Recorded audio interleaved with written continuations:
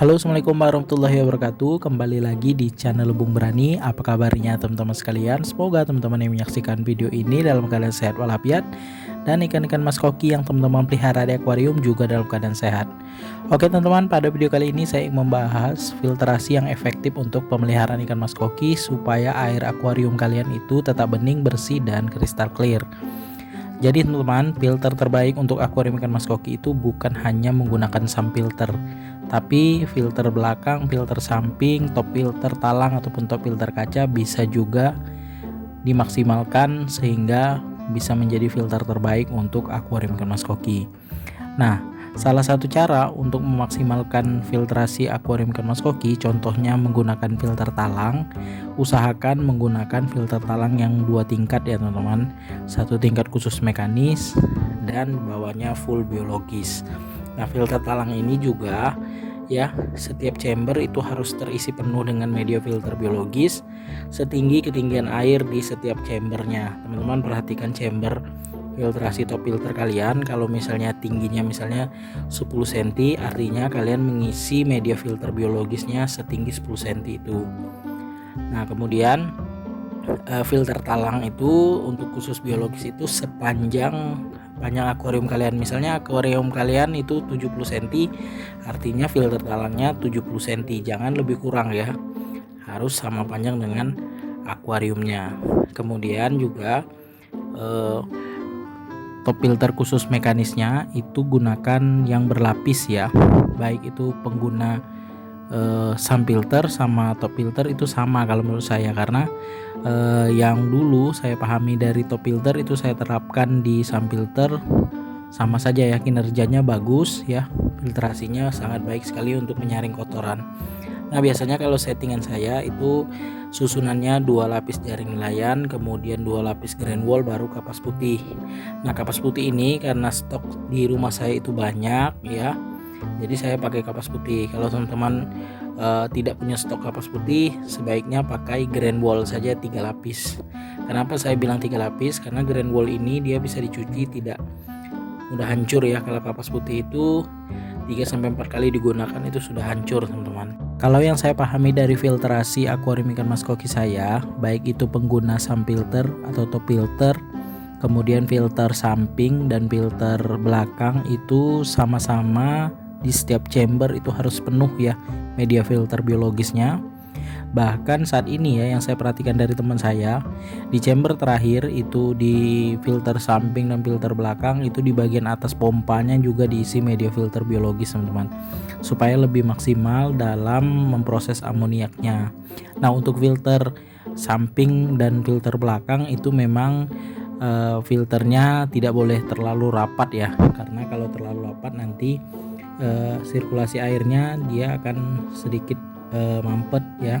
Beda dengan top filter, karena top filter itu dia posisinya air jatuh. Kalau filter samping ataupun filter belakang itu dia menghisap air teman-teman. Nah, jadi kalau untuk filter samping dan belakang itu memang mekanis yang paling rapat itu di bagian atas teman-teman, itu yang saya pahami. Kemudian untuk sump filter dan top filter itu sama ya, kita susunan mekanisnya itu dari paling jarang ke paling rapat. Kenapa seperti itu? Karena supaya kotoran yang halus dan kasar sedikit banyak itu tersaring di media filter paling jarang tadi, seperti jaring nelayan, atau diganti biofoam juga nggak masalah. Nah, jadi nanti melalui lagi grand wall, disaring lagi grand wall yang ketiga, yang kedua maksudnya, kemudian yang terakhir itu kapas putih ya. Nah, di situ nanti kapas putihnya akan kotor, tapi tidak akan sekotor kalau kita hanya menggunakan kapas putih saja. Jadi filtrasi yang terbaik untuk akuarium ikan mas koki ya, paling efektif itu baik itu pengguna filter belakang, filter samping, filter bawah, sump filter ya, semuanya itu harus kita maksimalkan. Jadi sudah maksimal filtrasinya, pompa yang kita gunakan sesuai dengan kebutuhan, kemudian kita rutin ganti air, itu pasti sistem dalam akuarium kita itu pasti baik ya, pasti airnya akan jernih. Ditambah lagi kita peliharanya tidak terlalu banyak ikan mas kokinya. Nah, teman-teman perhatikan ya, akuarium saya ini 150 cm, mungkin banyak yang beranggapan ya akuariumnya besar kok peliharanya sedikit. Jadi itu yang saya hindari ya, supaya air akuarium saya itu tetap jernih, bersih, dan ikannya juga nyaman walaupun cuma sedikit ya, cuma 4 ekor di tank ini. Jadi dulu saya menggunakan top filter di akuarium 150 cm ini ya, saya pelihara sekitar 13-17 ekor ikan mas koki. Itu memang kotorannya lumayan banyak dan perubahan airnya cukup cepat sekali teman-teman. Di hari ke-6 itu airnya sudah mulai menguning. Bayangkan kalau misalnya ada problem, misalnya terjadi banjir di tempat saya ataupun kondisi kemarau ya, susah air, nanti ganti airnya lama, kondisi ikan banyak, perubahan airnya itu cepat sekali, maka yang terjadi adalah bisa mengorbankan ikan yang saya pelihara teman-teman. Jadi di sini saya memang pelihara ikan tidak terlalu banyak. Jadi teman-teman bisa tiru juga supaya air akuarium kalian itu tetap bening. Nah, peliharanya sedikit tapi jangan terlalu sedikit juga. Nah, di sini cuma ada 4 ekor. Nantinya sebenarnya saya akan tambah lagi nih teman-teman, 3-4 ekor ikan mas koki lagi supaya tidak terlalu sedikit dan juga tidak terlalu banyak ya, sedang saja di dalam tank 150 cm ini. Kemudian kalau sudah filtrasinya sudah maksimal, teman-teman silakan lakukan perawatan rutin ya. Filtrasi ini juga butuh perawatan ya teman-teman, baik itu mekanis dan biologisnya. Kalau untuk khusus biologis itu biasanya saya bersihkan 1 tahun sekali teman-teman. Bahkan di top filter saya selama 2 tahun saya gunakan itu saya bersihkan cuma 1 kali teman-teman. Karena memang filternya tidak kotor ya teman-teman, dan juga saya tambahkan tanaman sirih gading, jadi lumpur-lumpur yang ada di filter biologis itu diserap oleh sirih gading tadi teman-teman. Jadi filter biologis itu tidak harus dibersihkan terus, kecuali memang benar-benar kotor, ada indikasi lumpur ketika kita ganti air ya, ada lumpur masuk kembali ke tank, nah itu artinya harus dibersihkan media filter biologisnya. Tapi kalau tidak ada lumpur yang masuk ke akuarium kita, itu tidak perlu dibersihkan media filter biologisnya. Kalau mekanis itu rutin ya, 1 minggu sekali atau lebih baiknya 3 hari sekali teman-teman, itu lebih bagus karena kinerja filter mekanisnya terus terjaga ya. Selanjutnya kita rutin mengganti air akuarium ikan mas koki kalian itu 30-50% dari total volume air yang kita isi ke akuarium.